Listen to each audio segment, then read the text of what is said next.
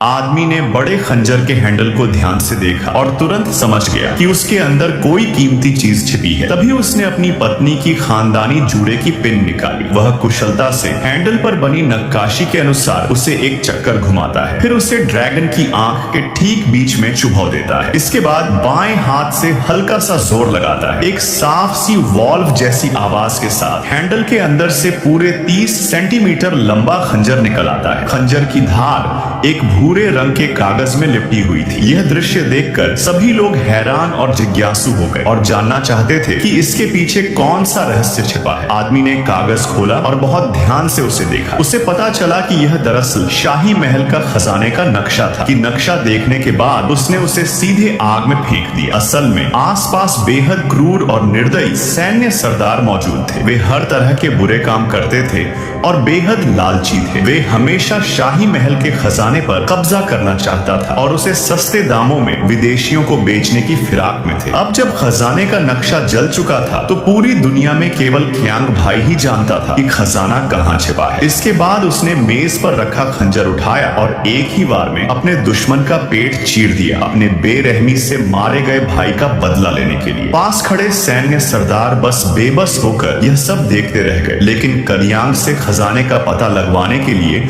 उन्होंने उसकी मंगेतर को पकड़ लिया और उसे धमकी के तौर पर इस्तेमाल किया। मजबूर होकर कलियांग भाई को उन्हें अपने साथ ले जाना पड़ा। आदमी अचानक डर के मारे सिहर उठा, क्योंकि उसने देखा कि उसके घर का सोफा हजारों गुना छोटा हो चुका है। उसी पल उसकी रीढ़ में सिहरन दौड़ गई, क्योंकि उसके बच्चे कई दिनों से लापता थे। वह घबराकर जमीन पर लेट गया और ध्यान से खोजने लगा। तभी उसकी नजर झाड़ू पर पड़ी और उसे अचानक एहसास हुआ कहीं उसने बच्चों को कचरा समझकर बाहर तो नहीं फेंक दिया। जब उसने कचरे की थैली में छोटे छोटे छेद देखे तो उसे यकीन हो गया कि बच्चे जरूर घास के मैदान में चले गए होंगे। उन्हें कुचल न दे, इस डर से उसने एक लंबा डंडा उठाया और दूरबीन लगाकर सावधानी से तलाश शुरू की। लेकिन कुछ ही कदम आगे बढ़ा था कि गलती से उसने पानी का स्प्रिंकलर चालू कर दिया। अगले ही पल विशाल पानी की बूंदें जमीन पर जोर जोर से गिरने लगी। पानी इतना ज्यादा था कि बहन का पैर फिसल गया और वह सीधे नाली में गिर पड़ी। सौभाग्य से ठीक समय पर आदमी ने पानी बंद कर दिया और सभी बाल बाल बच गए। इसके बाद उसने सबक लेते हुए एक संतुलन वाला झूला तैयार किया और खुद को हवा में लटकाकर दोबारा तलाश करने लगा। लेकिन यह तरीका बेहद धीमा था, फिर भी बच्चों का कोई पता नहीं चला। जब आदमी पूरी तरह निराश हो चुका था तभी घर का पालतू कुत्ता अचानक झाड़ियों में घुस गया। बच्चों ने मौका देखकर छलांग लगाई और उसके मूंछों पर चढ़ गए। फिर कुत्ते के सिर झटकते ही वे सीधे आदमी की कटोरी में आ गिरे। तभी पिता को अपने बच्चे दिखे और उसने आखिरकार उन्हें पहचान लिया। अंत में उसने एक विशेष बढ़ाने वाले यंत्र की मदद से सभी को फिर से उनके असली आकार में लौटा दिया।